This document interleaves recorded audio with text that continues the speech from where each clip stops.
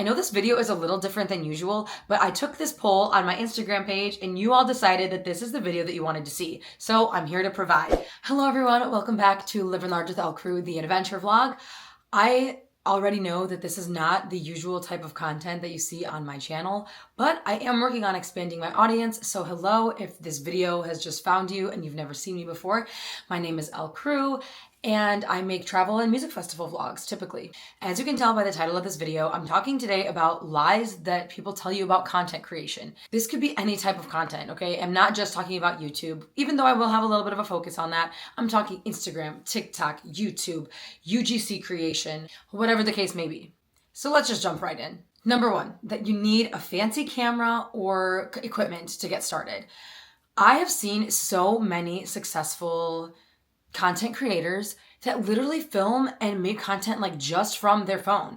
And it kind of depends on how you want to define success, but I mean people who make a full-time income by filming from their phone. It's not necessarily about the quality of the content, though that does help, but the content of the content itself. The contents of the content itself. I feel like I see so many people online saying, as soon as I get like this nice camera or this microphone or this editing software, then like my videos will be a lot better, or I will start once I have these things. But that's like saying I will finally be happy when I'm a millionaire. Like the day will never come. So you need to start, if it's something that you're considering, you should start the journey now, even with something as simple as your phone. You can get a camera off eBay if you want. I like personally to have a separate camera and then my phone, just because storage on my phone is a big thing. And two, because I find it fun to learn about different equipment and, you know, the nitty gritty of videography. But you definitely don't need any fancy camera or microphone or equipment at all really to start. The second lie I will talk about is that niching down is the be all end all.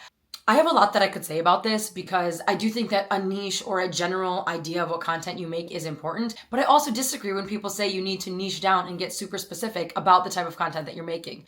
You can take this with a grain of sugar because I am definitely not the most successful or the most popular vlogger or content creator on the internet by any means, but I have been able to grow my audience to over 2,000 subscribers as well as almost 400,000 views on my YouTube channel alone. That doesn't include the other platforms. And I give myself as an example because like I said at the beginning, do both travel content, music festival content, and all of the different random stuff in between of lifestyle, the adventures, right? So to say you have to have a very specific niche of only EDM festivals or only traveling within Germany, for example. I have a friend on YouTube that makes videos all about Germany, and that's amazing. But that's also not the fit for every person and every person's content and what will work for them. There are some people that come to my channel solely for the music festival reviews, and some people that come to my channel solely for the Denmark videos, which is so specific.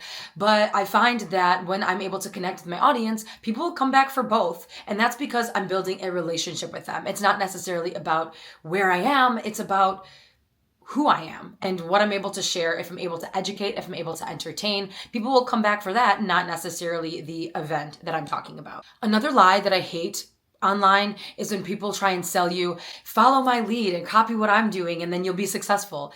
I see so many videos like this pop up, or like even Instagram reels. I love that they're giving advice and showing you what worked for them, but not everyone is the same. Not everyone has the same algorithm. Not everyone has the same type of content. Not everyone has the same basic audience to begin with when you're going to start this content journey. I think there's a lot of factors that play into that. And so I hate when people are just like, follow exactly what I did and you'll be a millionaire with 10 bazillion subscribers. It's like, it doesn't work that way. Everyone has a unique story. Every one of us is individual with different kinds of content that we want to watch and also create.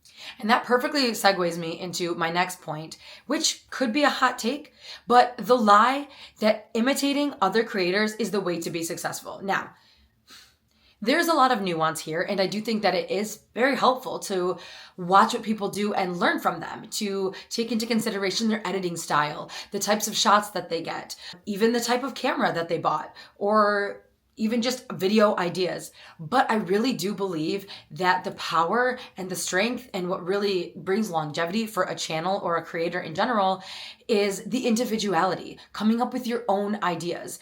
You can take what you've learned from other channels, of course, but just copying what someone is doing is not going to be what brings you longevity. What will bring that for you is being authentic with your audience, being individual, coming up with your own ideas.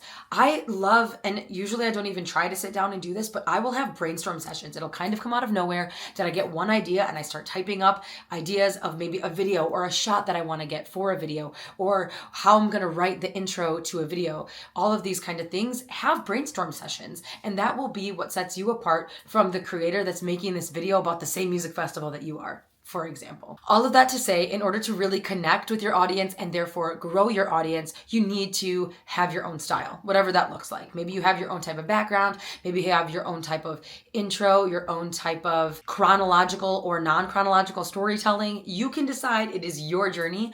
I think it does really need to speak to the individual creator, and that's how you'll find success with your audience. What makes you stand out? This one is a little bit YouTube specific, and I don't know exactly how it is on other platforms, so bear with me, but the lie that once I'm monetized, I'll make a bunch of money, or money at all. Unfortunately, that is not how it works. As soon as you get monetized, you are able to start making money from your videos, but they don't count any of the views that you've had in the past because advertisers aren't paying for views that are not happening in the present. Let me give you an example. I was so excited, as my YouTube journey has taken me along, to monetize my Tomorrowland video because it is standing currently and probably for a very long time at my most viewed video on my channel at about 17,000 views. Now, that video had a lot of momentum and did play a big role in helping me hit my monetization.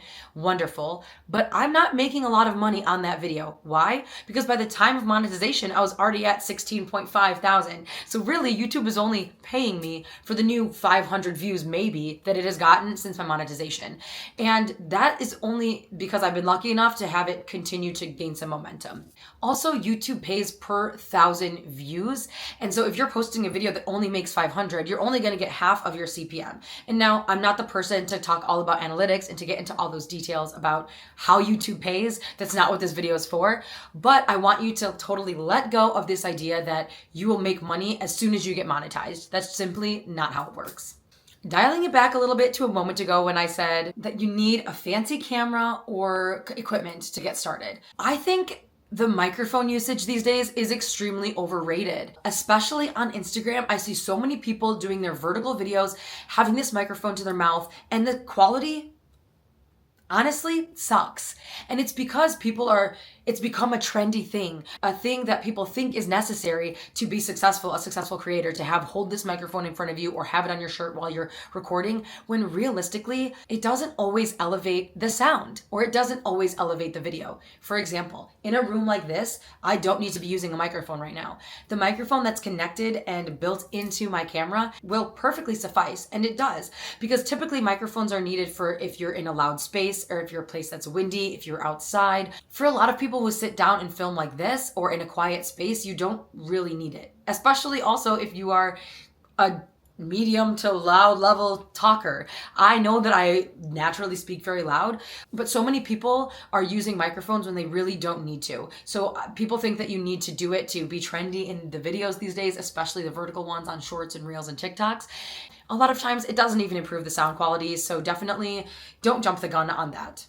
Another lie I hear all too often is that virality will pay the bills. Virality will change your life. You just have to go viral one time. It won't. It will not pay the bills. There are so many people on the internet with viral videos who have never seen a dime. That's because even if your video goes viral, sure, it can bring new attention to your channel or to your page or whatever you're creating, but that doesn't automatically mean that you're going to make money from that video. A lot of times the money from virality comes from things outside of the actual video itself. For example, interviews or the video being picked up by another thing. Like, for example, the Haktua girl, you all remember this? A lot of her money and fame per se came from her being picked up by people who wanted to put her on podcasts and interview her. It didn't come from the video magically twisting and turning into dollar signs in her bank account. So you have to consider when you're trying to find this recipe for virality, it doesn't automatically mean that you're going to be rich. It doesn't translate that way. I know at least for YouTube, you have to hit certain requirements before you're even eligible to make money. And then you're lucky if the video goes viral, fabulous. Then that money will come into your account. But typically you don't just get paid from one viral video unless you're already someone that is hooked up with getting paid for Facebook Reels or TikTok videos or Instagram, whatever it might be. So with all of those lies, at least a little bit dismantled, I'm going to give you my best advice. Create what makes you happy. And I understand it is so cliche, but like all cliches, it has some truth to it.